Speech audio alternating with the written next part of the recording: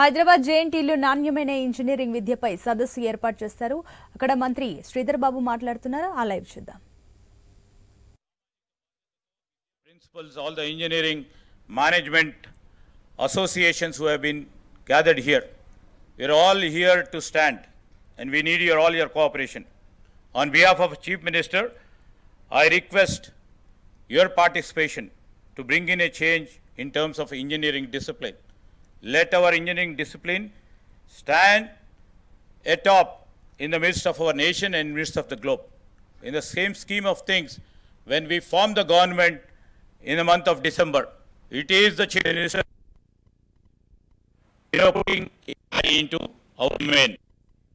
Artificial intelligence సంబంధించిన ప్రతి అంశం ప్రతి విభాగంలో రేపు మన జీవితాల్లో కూడా మార్పు చూపెట్టే తరుణం ఏర్పడ్డ తరుణంలో మనము రాబోయే కాలంలో ఈరోజు కర్ణాటక బెంగళూరు ముందంజలో ఉంది సాఫ్ట్వేర్ ఎగుమతుల్లో సాఫ్ట్వేర్ రంగానికి సంబంధించి.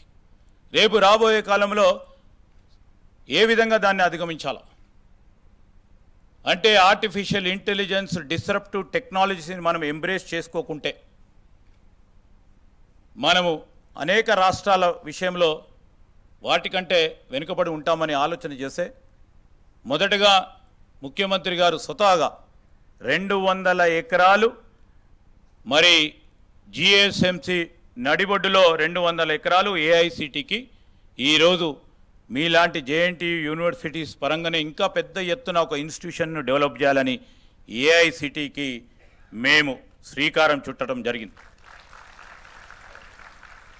ఆ ఏఐసిటీలో ఏముంటాయి, దానికి సంబంధించిన ఆర్కిటెక్చర్ ఏముంటుంది, దానికి సంబంధించిన ఫిజికల్ ఇన్ఫ్రాస్ట్రక్చర్ ఏం కావాలి, దానికి కావాల్సిన కంప్యూటేషన్ స్పీడ్ ఏ విధంగా కావాలి, దానికి కావాల్సిన ఈరోజు జీపీయూలు ఏ విధంగా అమర్చాలి, ఆర్టిఫిషియల్ ఇంటెలిజెన్స్ సిటీ ఏ విధంగా ఉండాలని ఆలోచన చేసి కన్సల్టెన్సీస్కి అదేవిధంగా మీలాంటి వారు అందరితోని సంప్రదింపులు జరుపుతూ ఇంకో పక్షాన అంతర్జాతీయ స్థాయిలో ఉన్న ప్రఖ్యాతిగాంచిన ఆర్టిఫిషియల్ ఇంటెలిజెన్స్కు సంబంధించిన పెద్దలను ఆలోచనలు తీసుకొని స్టేట్ క్రియేట్ చేయాలి. దాంట్లో అందరూ భాగస్వాములు కావాలని మరి అంతర్జాతీయ స్థాయిలో ఉన్న అనేక మంది నోటబుల్ స్పీకర్స్ని మేము సెప్టెంబర్లో జరిగే ఈ సమావేశానికి పిలుస్తూ ఉన్నాం. ఇక్కడున్న జేఎన్టీయూ కళాశాలకు సంబంధించి ఈ విభాగాలకు సంబంధించిన వారిని కూడా నేను మరి జేఎన్టీయూ వైస్ ఛాన్సలర్గా ఇన్ఛార్జ్ వైస్ ఛాన్సలర్ ఉన్న వెంకటేశం గారు గుండా మరి ఈరోజు లోగో విడుదల చేశాం. ఇక్కడ ఉన్న మా జేఎన్టీయూ అనేక మంది ప్రముఖులు ఈ విభాగానికి సంబంధించిన వారికి ఆలోచనలు ఉంటాయని మాకు తెలుసు. ఆ ఆలోచనలు కూడా రేపు ఏఐ గ్లోబల్ కన్వెన్షన్స్లో కానీ ఏఐ సిటీ నిర్మాణంలో కానీ వారి ఆలోచనలు తీసుకొని ముందుకు పోవాలని ఆలోచన చేస్తూ ఉంది ఈ ప్రభుత్వం. దానిలో మీరు అందరూ కూడా పార్టిసిపేట్ కండి. దాని క్రమంలో ఏఐ గ్లోబల్ కన్వెన్షన్స్ తర్వాత ఇమ్మీడియట్గా మేము గ్లోబల్ సిటీని నిర్మాణం చేసే కార్యక్రమాన్ని మొదలు పెడతా ఉన్నాం. ఆ క్రమంలో మార్పును తీసుకొచ్చే ప్రయత్నం అతి తొందరలోనే 2030 సంవత్సరానికి ఈరోజు కర్ణాటక రాష్ట్రాన్ని అధిగమించే ఎక్స్పోర్ట్ మన రాష్ట్రం చేసే దిశలో ముందుకు నడిచే ఒక ప్రయత్నం ఒక ప్రణాళిక సిద్ధం చేసుకొని ముందుకు నడుస్తూ ఉన్నాం. ఆ క్రమంలో మీ అందరి కోఆపరేషన్ని కోరుతూ ఈరోజు మీతో పాటు గౌరవ ముఖ్యమంత్రి గారు ఇన్ఛార్జ్ వైస్ ఛాన్సలర్ గారు చేసే ఇంటరాక్షన్స్కి మీ ఇంటరాక్షన్లో మంచి ఆలోచనలు ఇవ్వండి. మంచి ప్రయత్న భాగంలో మా ప్రభుత్వం నడుస్తూ ఉన్న తరుణంలో మీ అందరి సహకారాన్ని సెలవు తీసుకుంటాం. జై హింద్.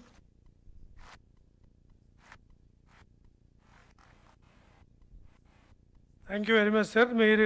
మీ సహకారం ముఖ్యంగా ఈ విద్యార్థి లోకానికి చాలా అవసరం. ఇండస్ట్రీ అండ్ ఇన్స్టిట్యూషనల్ ఇంటర్ఫేస్ బాగా అయినప్పుడే employment opportunities పెరుగుతాయి. So with your active support we expect things will move very fast. So now I request Honorable Chief Minister and also Honorable Education Minister to deliver his address with all the details what is going in his mind to bring in the top quality engineering education in the state. Thank you very much.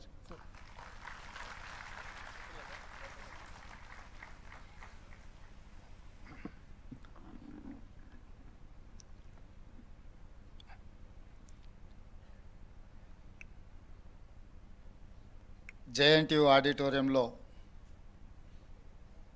మా incharge vice chancellor Burra Venkatesham గారు, విద్యా సంస్థలకు సంబంధించిన మిత్రులందరితో ఒక interaction session ఏర్పాటు చేసి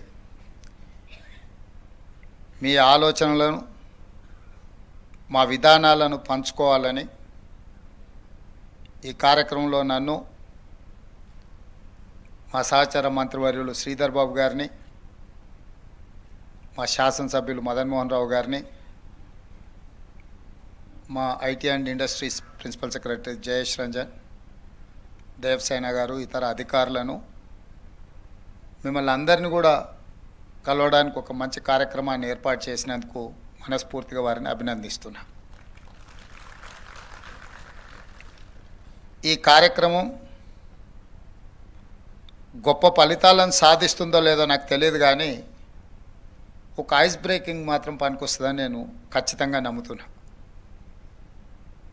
ఎందుకు అంటే ఈ జేఎన్టీయూ పరిధిలో ప్రధానంగా ఇంజనీరింగ్ కళాశాలలు నిర్వహిస్తున్న యాజమాన్యం కావచ్చు, ఆయా కాలేజీలలో పనిచేస్తున్న లెక్చరర్స్ కావచ్చు, assistant professors, associate professors, deans, ఇతర సిబ్బందికి అందరికీ కూడా తెలంగాణ రాష్ట్రంలో కొత్త ప్రభుత్వం యొక్క విధానం, ఆ విధానం వల్ల సామాన్యులకు దాదాపుగా ప్రతి సంవత్సరం 1,00,000 మంది ఇంజనీరింగ్ చేస్తున్న, లేదా ప్రతి సంవత్సరం 1,00,000 మంది విద్యార్థులు ఇంజనీర్లుగా పట్టాలు పొంది ప్రపంచంతో పోటీ పడడానికి వస్తున్నప్పుడు ఆయా రాష్ట్ర ప్రభుత్వాల యొక్క విధానం అనేది అత్యంత కీలకం. మిత్రుడు శ్రీధర్ బాబు గారు చెప్పినట్టు గత డిసెంబర్లో మా ప్రభుత్వం ఏర్పడిన తర్వాత 100 రోజులు పూర్తి కాకముందే పార్లమెంట్ ఎన్నికలు రావడం, ఒక 100 రోజులు మళ్ళీ ఎన్నికల్లోనే మా సమయం అంతా గడిచిపోవడం, ఇప్పుడే శాసనసభ పార్లమెంట్ ఎన్నికల నుంచి ఆ ఆలోచనలు, ఆ విధానాల నుంచి బయటకు వచ్చి పరిపాలన మీద దృష్టి పెట్టి ప్రభుత్వం యొక్క విధానాలను సమాజానికి చెప్పే అవకాశం వచ్చింది. అందుకే అకాడమిక్ ఇయర్ స్టార్టింగ్లోనే మిమ్మల్ని అందరినీ కలవాలి, మీ ఆలోచనలు వినాలి, మా విధానాలను వివరించాలని ఆలోచనతో ఈ కార్యక్రమాన్ని తీసుకోవడం జరిగింది. ఇక్కడున్న చాలామందికి మేమేం అంశాలు ప్రస్తావించకపోయినా ఫీ రియంబర్స్మెంట్ విషయంలో ఈ ప్రభుత్వం విధానం ఏందని మీ మనసులో ఎక్కడో ఉన్నట్టుగా మీ మొహాలు చూస్తుంటే నాకు బాగా అనిపిస్తుంది. కారు ఎంత గొప్పదైనా అందులో ఇంధనం లేకుంటే అది షెడ్లోనే ఉంటుందని ఇంజనీర్లుగా మీకు అందరికి బాగా తెలుసు. అట్లనే ఈరోజు ప్రైవేట్లో నిర్వహిస్తున్న ఇంజనీరింగ్ కళాశాల యజమానులు, టీచింగ్ స్టాఫ్ కానీ నాన్ టీచింగ్ స్టాఫ్ కానీ ఏఐసిటి నామ్స్ ప్రకారం ఉండాలి అని అంటే మీరు సరైన సమయంలో ఫీజు రియంబర్స్మెంట్ చేయాలి కదా అని మీరు ఆలోచన చేస్తున్నారని నేను అనుకుంటున్నా. కాకపోతే మన స్టేట్ వెల్ఫేర్ అండ్ డెవలప్మెంట్ స్టేట్గా ఉండే, కానీ కొన్ని పరిణామాలు, కొన్ని పరిస్థితులు కంప్లీట్ వెల్ఫేర్ సైడే మనం ఇంక్లైన్ అవ్వడంతో డెవలప్మెంట్ అనేది సెకండ్ ప్యాడ్లింగ్ అయిపోయి వెల్ఫేర్ అనేది ప్రధానం అవ్వడం వల్ల కొన్ని పరిస్థితులు, కొంత ఆర్థిక భారం పెరిగిపోయింది. ఆనాడు గొప్పగా డాక్టర్ వైఎస్ రాజశేఖర రెడ్డి గారి కాంగ్రెస్ ప్రభుత్వం ఈ దేశంలోనే ప్రతి పేదవాడికి కార్పొరేట్ విద్యను అందించాలి, కార్పొరేట్ స్థాయిలో వైద్యాన్ని అందించాలన్న ఆలోచనతోనే రాజీవ్ ఆరోగ్యశ్రీ ద్వారా ప్రతి పేదవాడికి వైద్యం పట్ల ఒక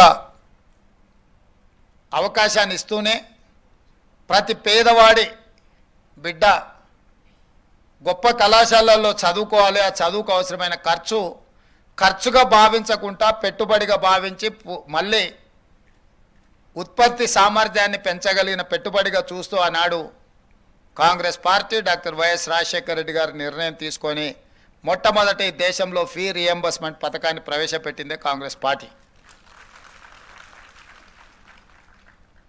రకరకాల పరిస్థితుల ప్రాధాన్యతలు మాడి వేల కోట్ల రూపాయలకు మీకు ప్రభుత్వం బకాయి పడ్డది. ఇప్పుడు అవి మొండి బకాయిలుగా మారి వన్ టైం సెటిల్మెంట్కి వచ్చే పరిస్థితి వచ్చింది. మీరు అందరు కలిసి ఓటీఎస్ కింద ఏమన్నా ప్రతిపాదన ఇస్తే మా శ్రీధర్ బాబు గారు ఆర్థిక మంత్రి వారికి అత్యంత సన్నిహితుడు, ఏదైనా మాట్లాడి మరి మీ సమస్యకి ఏమైనా పరిష్కారం చూపిస్తాడని నేను వారికి భావిస్తున్నా. మీ అందరి తరఫున ఆ బాధ్యతను శ్రీధర్ బాబు గారికి నేను అప్పచెప్తున్నా. అదేవిధంగా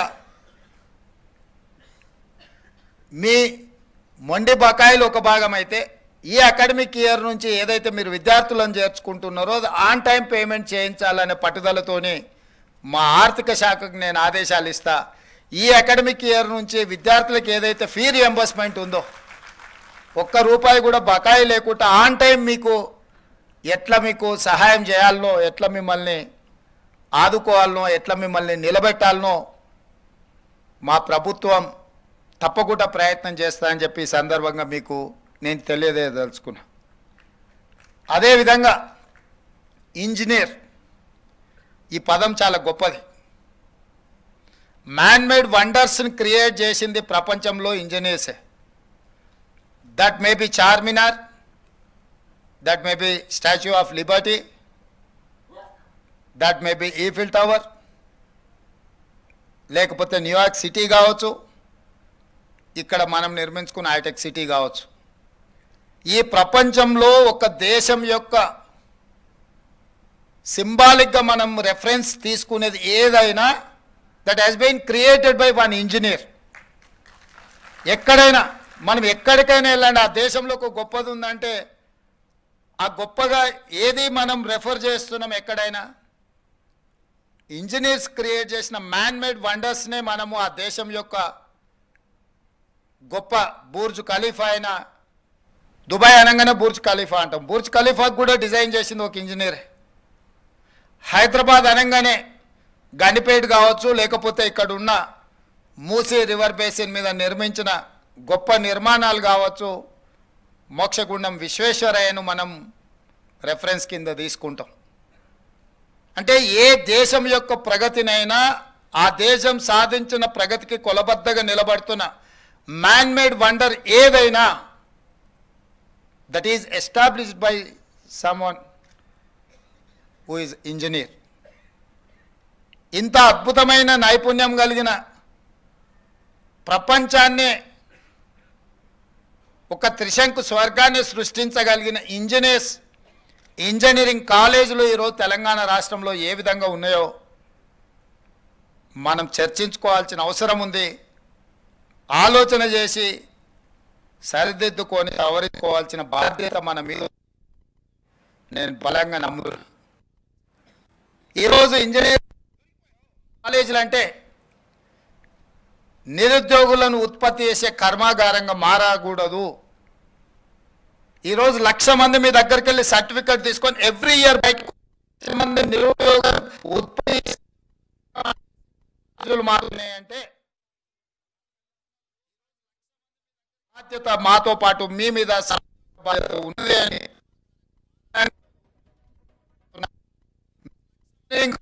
నిరుద్యోగ యువకులను ఉత్పత్తి చేసే కర్మాగారం కాకూడదు. ఉద్యోగ ఉపాధి అవకాశాలు కల్పించే దేశ భవిష్యత్తును నిర్మించగలిగిన గొప్ప సంస్థలుగా మీ ఉన్నది అని నేను బలంగా నమ్ముతున్నా, విశ్వసిస్తున్నా. మీ ఇంజనీరింగ్ కాలేజీలు నిరుద్యోగ యువకులను ఉత్పత్తి చేసే కర్మాగారం కాకూడదు.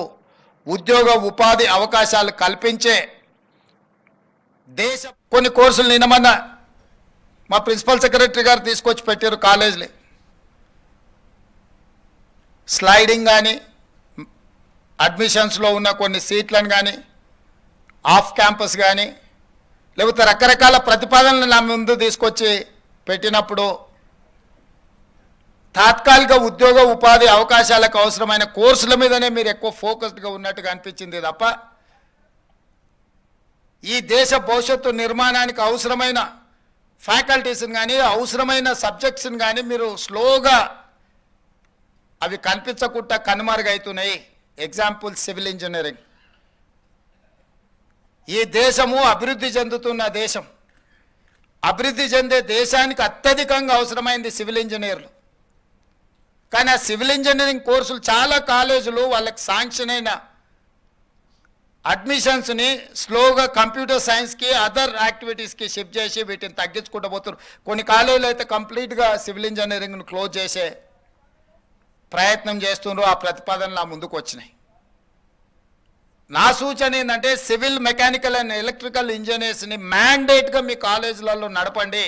లేకపోతే రేపు దేశము అత్యంత ప్రమాదాన్ని ఎదుర్కోబోతుంది. కేవలం ఉద్యోగాలను సృష్టించే సంస్థలుగా కాకుండా ప్రపంచానికి అవసరమైన మేధావితనాన్ని అందించే గొప్ప సంస్థలుగా మన ఇంజనీరింగ్ కాలేజీలు ఉండాలి. మీకు ఒక ఉదాహరణ నేను చెప్పదలుచుకున్నాను. ఈరోజు ఈ దేశంలోనే ప్రపంచంలోనే కోవిడ్ వచ్చినప్పుడు వ్యాక్సిన్ ఉత్పత్తి చేసే ఫార్మా కంపెనీలు ఇండియాలో 4 ఉంటే 4లో 3 తెలంగాణ హైదరాబాద్లో ఉన్నాయి. ఓన్లీ 1 పూణేలో ఉన్నది. ఏంది దీనికి కారణం? ఎప్పుడైనా మా మిత్రులు ఆలోచన చేసిండ్రా అని నేను అడుగుతున్నా. దీనికి కారణం 1965-70s మధ్యలో శ్రీమతి ఇందిరాగాంధీ గారు హైదరాబాద్లో ఐడిపిఎల్ని ఎస్టాబ్లిష్ చేయడం వల్ల, ఫార్మా మీద R&D జరగడం వల్ల ఐడిపిఎల్లో ఉద్యోగులుగా చేరిన వాళ్ళు అక్కడ వచ్చిన ఎక్స్పీరియన్స్తో బయటికి వచ్చి అది SOL కావచ్చు, రెడ్డి కావచ్చు, ఆల్ అదర్ ఫార్మాస్యూటికల్ సంస్థల యజమానులు ఒకప్పుడు ఐడిపిఎల్ రిలేటెడ్లో ఉద్యోగాలు చేసిన వాళ్ళు లేదా అక్కడ జరిగిన రీసెర్చ్లో భాగస్వాములు. కాబట్టి 65లోనే శ్రీమతి ఇందిరాగాంధీ గారి నేతృత్వంలో ఇక్కడ ఫార్మా రిలేటెడ్ ఇన్స్టిట్యూషన్ ఎస్టాబ్లిష్మెంట్ చేసింది. కాబట్టి ఈరోజు మనం దేశంలోనే డ్రగ్ బల్క్లో మనం మెజారిటీ మన దగ్గర నుంచే ఎక్స్పోర్ట్ అవుతున్నది. ప్రపంచానికి ఏ అవసరం ఉన్న బల్క్ డ్రగ్ రిలేటెడ్ ఇష్యూస్ ఏమైనా ఉంటే తెలంగాణ వైపు చూస్తున్నారు అని అంటే ఆనాటి పాలకులు చాలా ముందు చూపుతో ఆలోచన చేసి హైదరాబాద్లో ఎస్టాబ్లిష్ చేసిన ఐడిపిఎల్. ఇంతకుముందే మిత్రుడు శ్రీధర్ బాబు గారు ఒక మాట చెప్పిండ్రు, Karnataka is the highest exporter of IT sector అని. వై? SM కృష్ణ అనే ముఖ్యమంత్రి మొట్టమొదట అందరికంటే ముందు ఐటీ రంగాన్ని, ఐటీ విధానాన్ని ఆలోచన చేసి ఆ ముఖ్యమంత్రి గారు అక్కడ ఆ విధానం తీసుకొచ్చిండు. కాబట్టి ఈ రోజుకు దేశంలోనే ఐటీలో అత్యధికంగా ఎగుమతి చేసే రాష్ట్రంగా కర్ణాటక రాష్ట్రం, బెంగళూరు సిటీ వచ్చింది, ఫాలోడ్ బై తెలంగాణ. ఎందుకంటే గత ముఖ్యమంత్రులు ఐటీని, ఫార్మాను గుర్తించడం వల్ల భవిష్యత్ అవసరాలను దృష్టిలో పెట్టుకొని ఉద్యోగ ఉపాధి అవకాశాల కోసం ఇది పనికొస్తుంది, మన యువతకు ఇది అత్యధికంగా లబ్ధి చేకూరుస్తుందని గత పాలకులు, గత ముఖ్యమంత్రులు, ప్రధానమంత్రులు తీసుకున్న నిర్ణయాలతోటి ఈరోజు తెలంగాణ రాష్ట్రం ఐటీ అండ్ ఫార్మాలో మనం చాలా ముందు ఉన్నాం. ఒక స్టడీ ప్రకారం ప్రపంచంలో ప్రతి 10 మంది ఐటీ నిపుణులల్లా 4 భారతీయులు అయితే ప్రతి 4లో ఒకడు తెలుగువాడు. అంటే ప్రపంచంలో 10 మంది ఐటీ నిపుణులు ఎత్తుకుంటే ప్రతి 10 మందిలో ఒకడు తెలుగువాడు అని అంటే ఇక్కడి నుంచి మన కాలేజీలో మీరందరూ మీ విద్యార్థులను తయారు చేసి ప్రపంచానికి ఇచ్చిండ్రు. కాబట్టి సత్యనాదన్లలో ఈరోజు ప్రపంచంలో పెద్ద కంపెనీలకు, మల్టీనేషనల్ కంపెనీల CEOలుగా మారినారు. రాబోయే 20 సంవత్సరాలలో any multinational company, you take it any company, ఆ కంపెనీల CEOలు మన దేశం వాళ్ళు. సుందర్ పిచయ్య కావచ్చు, ఎవరైనా కావచ్చు, మీరు చూడండి మన దేశంలోనో మన ప్రాంతంలోనో మన దగ్గర చదువుకున్న వాళ్ళే.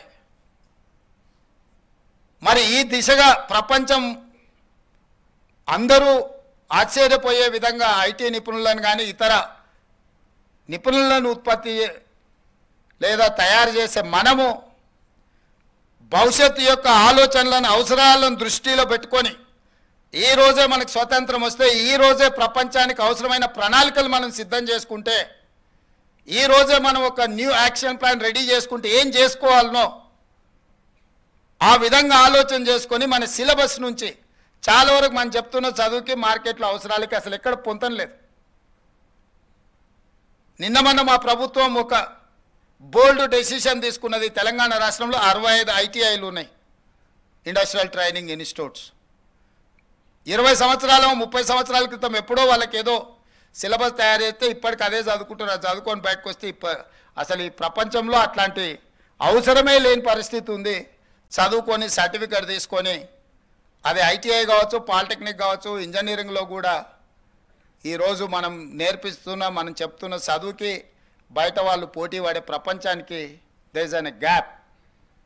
అందుకే ఆలోచన చేసి ఈ ఐటీఐలను టాటా సన్ కన్సల్టెన్సీ వాళ్ళతోని మాట్లాడి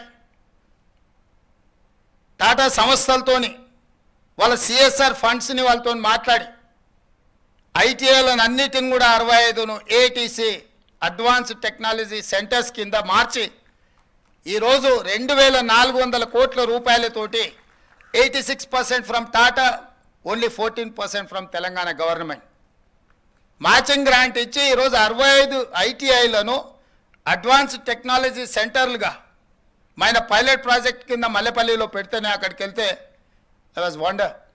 రోబోస్ పెట్టిండ్రు అక్కడ, different printing technology, different technology, machinery ఎట్లుంది అని అంటే అసలు నేను ఎప్పుడు చూడలే అట్లాంటి అద్భుతమైన ఎక్విప్మెంట్ని, ట్రైనింగ్ ఇన్స్ట్రక్టర్స్ని, మొత్తం వ్యవస్థను టాటా వాళ్ళు అక్కడ ఎస్టాబ్లిష్మెంట్ చేసి చూపించారు. ప్రతి ఐటీఐలో వాటన్నిటిని కూడా పెట్టబోతున్నాము. అత్యంత ఆధునిక యంత్రాంగం మీద విధానాలను, కంప్యూటరైజ్డ్ సిస్టమ్ని ఎస్టాబ్లిష్ చేసి ఐటీఐలలో చేరే వాళ్ళకి వాళ్ళు ట్రైనింగ్ ఇచ్చి పంపించే ఒక విధానాన్ని తీసుకుని ఒక చిన్న ఐడియా టాటా వాళ్ళతో మాట్లాడి వాళ్ళ సిఎస్ఆర్ ఫండ్స్ నుంచి పెట్టుబడి పెట్టించి నేను డావోస్ పోయినప్పుడు ఆ టాటా సన్స్ చంద్రశేఖరన్ కలిస్తే వారితో మాట్లాడిన సందర్భంగా సమాజంలో ఉన్న సమస్య మీద మాట్లాడినప్పుడు ఇది ఒక ఆలోచన వచ్చి ఆ టాటా వాళ్ళతో టైఅప్ చేస్తే ఈరోజు చాలామంది నిరుద్యోగులు మిడిల్ ఈస్ట్ కంట్రీలకు పోయే వాళ్లకు, పర్టికులర్ ఉత్తర తెలంగాణ జగిత్యాల, కోరుట్ల, కరీంనగర్ ప్రాంతం నుంచి మిడిల్ ఈస్ట్ కంట్రీస్కి వెళ్ళి ఉద్యోగాలకు అక్కడ పోయి బాండెడ్ లేబర్గా మారిపోతున్నారు. ఈరోజు మన దగ్గర కూడా కన్స్ట్రక్షన్ సైడ్ నేను చూస్తున్నా, కన్స్ట్రక్షన్లో వర్క్ చేసే లేబర్ కావచ్చు, కన్స్ట్రక్షన్ సైడ్లో ఉండే టెక్నీషియన్స్ కావచ్చు, మన వాళ్ళు ఎవ్వరు లేరు. బీహార్ నుంచి వచ్చిన వాళ్ళు, ఒడిశా నుంచి వచ్చిన వాళ్ళు, లేదా బెంగాల్ నుంచి వచ్చిన వాళ్ళు కనిపిస్తుండ్రు. పోని మన దగ్గర నిరుద్యోగ సమస్య లేదా అంటే తెలంగాణ పబ్లిక్ సర్వీస్ కమిషన్లో నమోదు చేసుకున్న వాళ్ళు 30 లక్షల మంది ఉన్నారు, నమోదు చేయకుండా ఉన్న వాళ్ళు ఇంకొక 30 లక్షల మంది ఉన్నారు.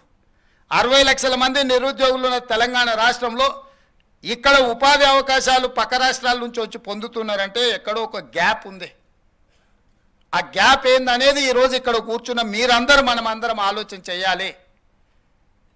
ఆ గ్యాప్ని మనం ఫిలప్ చేయకపోతే భవిష్యత్ తరాలకు అన్యాయం జరుగుతుంది. తెలంగాణ రాష్ట్రంలో ఈరోజు అనేది ఈరోజు ఇక్కడ కూర్చున్న మీరందరూ మనమందరం ఆలోచన చేయాలి. ఆ గ్యాప్ని మనం ఫిలప్ చేయకపోతే భవిష్యత్ తరాలకు అన్యాయం జరుగుతుంది. తెలంగాణ రాష్ట్రంలో ఉన్న యువత నిర్వీర్యం అవుతారు. అందుకే ఈరోజు మీ అందరికీ నా విజ్ఞప్తి ఒకటే, ఇప్పుడు గ్లోబల్ సమ్మిట్ ఆర్టిఫిషియల్ తర్వాత ఆర్టిఫిషియల్ ఇంటెలిజెన్స్ అనేది దేశాన్ని ప్రపంచాన్ని నడిపించబోతుంది. ఆ అవసరాలను గుర్తించి ఇండియాలో లీడ్ పార్ట్నర్గా ఆర్టిఫిషియల్ ఇంటెలిజెన్స్లో తెలంగాణ రాష్ట్రం ఉండాలన్న ఆలోచనతోని మీ దగ్గర చదువుకుంటున్న విద్యార్థులను ఆర్టిఫిషియల్ ఇంటెలిజెన్స్ వైపు మీరు వాళ్ళకి ఆ కోర్సులు కావాల్సిన విధానాన్ని మీరు తీసుకొని ముందుకు రండి. దానికి సంబంధించి మా ప్రభుత్వం ఒక స్పష్టమైన విధానంతో మిమ్మల్ని ప్రోత్సహించడానికి సిద్ధంగా ఉన్నదని చెప్పి నేను చెప్పదలుచుకున్నాను.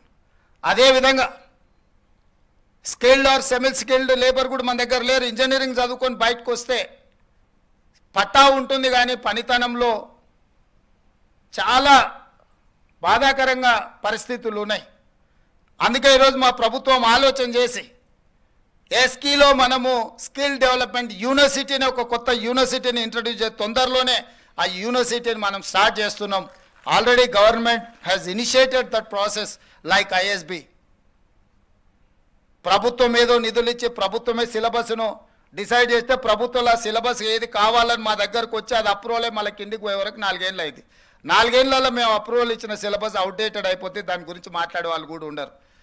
అందుకే కరికులం నుంచి ప్రతిదీ ఐఎస్బికి ఒక మేనేజ్మెంట్ ఎట్లయితే ఉందో దాని అవసరాలను బట్టి ప్రపంచంతో పోటీ పడే విధంగా వాళ్ళు ఎట్లా నిర్వహించుకోవడానికి ఇచ్చినామో అటానమస్గా skill university skill development university కూడా అట్లా అటానమస్ స్టేటస్ ఇచ్చి ప్రతిదీ వాళ్ళే నిర్వహించుకునే విధంగా ఏర్పాటు చేయాలి అని చెప్పి ఈరోజు మేము నిర్ణయం తీసుకున్నాము. ఆల్రెడీ ఆ దిశగా ప్రభుత్వం ప్రణాళికలు సిద్ధం చేసి వాళ్ళకి చెప్పింది. అందులో ముఖ్యంగా ఫార్మా సైడ్ ఉన్న ఇండస్ట్రియలిస్టులను అదేవిధంగా ఐఎస్బిలో ఆల్రెడీ పార్టయ ఎడ్యుకేషన్ ఇన్స్టిట్యూట్స్ రన్ చేస్తున్న వాళ్ళందరినీ కూడా పిలిపించి కూర్చోబెట్టి మాట్లాడడం జరిగింది. ఆ రోజు అత్యవసరంగా మీటింగ్ ఏర్పాటు చేసినాం కాబట్టి కొద్ది మందిని ఆ రోజు పిలవగలిగినాము. అందుకే ఈరోజు స్కిల్ డెవలప్మెంట్ యూనివర్సిటీలో ప్రభుత్వం ఏమైతే చేయాలనుకుంటుందో మీ వైపు నుంచి ఎవరైనా సహకరించే వాళ్ళు ఉంటే డెఫినెట్గా మా principal secretary education Burra Venkatesham గారిని మీరు ఒకసారి కలవండి. మీ వైపు నుంచి ఏమైనా ఇన్పుట్ ఉన్నా దానికి ఒక కార్పస్ ఫండ్ క్రియేట్ చేయాలనుకుంటున్న నెక్స్ట్ స్టూడెంట్స్కి ఫండ్స్ కేసీటీ ఉండొద్దు ఎస్టాబ్లిష్మెంట్ కోసము వాటన్నిటికి కూడా అనుకుంటున్నాం. మీ వైపు నుంచి సహకరించగలిగిన వాళ్ళు ఎవరైనా ఉంటే లేదా మీకు తెలిసిన వాళ్ళు ఉన్నా కూడా వాళ్ళ వైపు నుంచి సపోర్ట్ ఇచ్చే విధంగా మీరందరూ ముందుకు రండి. భవిష్యత్తులో తెలంగాణ లేదా పక్క రాష్ట్రంతో పోటీ పడడం కాదు, నేను పదే పదే చెప్తున్న పక్క రాష్ట్రాలతో పోటీ పడే పరిస్థితి నుంచి ప్రపంచంతోనే పోటీ పడే విధంగా మన రాష్ట్రం ఎదగాలి. ఎదగడానికి అవసరమైన ప్రణాళికలు విధానాలు మేము తీసుకొస్తాము, అమలు చేసే బాధ్యత మీది. ఎందుకు అని అంటే మీరు అమలు చేసినప్పుడే ఆ క్వాలిటీ ఎడ్యుకేషన్ క్వాలిటీ ట్రైనింగ్ వస్తుంది.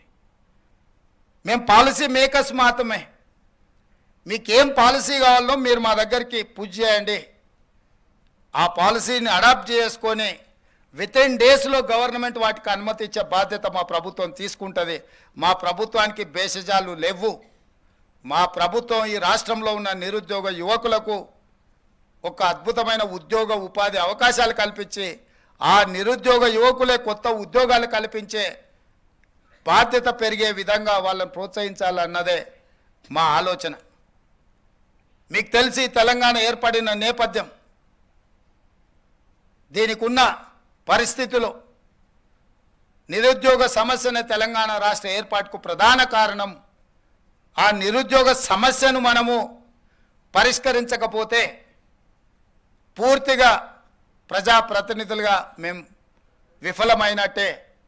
అందుకే మా ప్రభుత్వం నిరంతరం నిరుద్యోగ యువకులకు విద్యార్థులకు అవసరమైన ప్రణాళికల్ని, మీకు తెలుసు 20 సంవత్సరాల నుంచి టీచర్ కమ్యూనిటీ ప్రమోషన్స్ అని పెండింగ్ ఉండే, వందల వేల కేసులు కోర్టులలో ఉంటే వాటన్నిటిని కూడా క్లియర్ చేసి మన 19,000 మంది టీచర్లకు ప్రమోషన్స్ ఇచ్చిన ఇన్ వన్ స్ట్రోక్.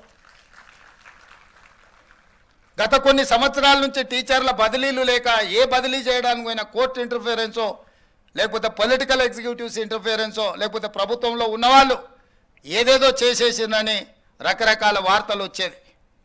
టోటల్ టీచర్స్ని అందరినీ కూడా బదిలీలు పారదర్శకంగా చేసినాం. చిన్న చర్చ కూడా జరగలేదు.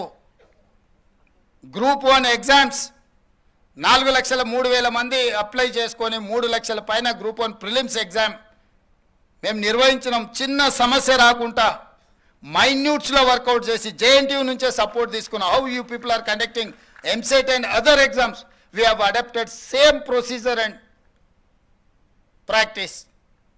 ఎందుకు అని అంటే గ్రూప్ 1 రాగానే బయోమెట్రిక్ తీసుకుంటామని చెప్పి తీసుకోకపోవడం వల్ల కోర్టు స్ట్రైక్ ఆఫ్ చేసింది. మీరు బయోమెట్రిక్ తీసుకుంటామని తీసుకోలేదు కాబట్టి మీరు ఇచ్చిన నోటిఫికేషన్కి మీరు అమలు చేసిన విధానానికి తేడా ఉంది అని. సో నోటిఫికేషన్లో ఏం ఇష్యూస్ను పొందుపరిచినామో అదే విధంగా పరీక్షలు నిర్వహించి ప్రిలిమ్స్ కంప్లీట్ చేసి ప్రిలిమ్స్ రిజల్ట్స్ ఇచ్చినాం. నోటిఫికేషన్లో 1:50 అని మేము మెన్షన్ చేసి నోటిఫికేషన్ ఇచ్చినాం. That's not our decision. The then government 2022లోనే 1:50 గ్రూప్ 1లో తీసుకోవాలని జీవో ఇచ్చి ప్రభుత్వ విధానాన్ని తీసుకున్న ఆ విధానంతోనే నోటిఫికేషన్ ఇచ్చాను. ఎగ్జామ్స్ కండక్ట్ చేసిండు. ఆ ఎగ్జామ్స్లో ఏం జరిగిందో మీకు తెలుసు, నేను ఎక్కువ లోతుగా చెప్పాల్సిన అవసరం లేదు. అందుకే కోర్టుల పరీక్షలు రద్దు చేసినాయి.